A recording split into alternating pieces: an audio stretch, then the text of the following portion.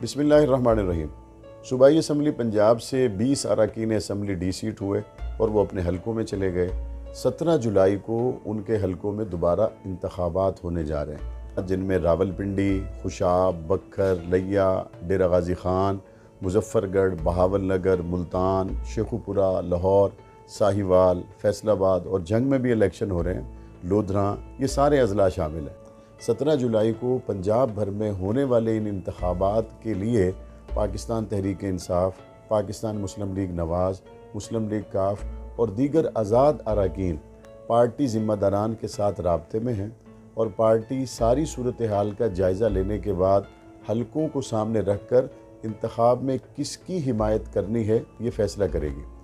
जहाँ जहाँ ज़िमनी इंतखाबात हो रहे हैं वहाँ तमाम ही हमारी जमात से मोहब्बत करने वाले, हमारे शुहदा कायदीन से मोहब्बत करने वालों से मेरी ये गुजारिश है, वो किसी भी सियासी पार्टी के साथ अपनी कमिटमेंट हरगिज़ ज़ाहिर ना करें।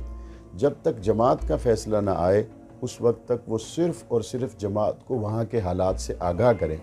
जमात का फ़ैसला आ जाने के बाद यकसू होकर अपने उस कैंडिडेट की मुकम्मल हिमायत करें।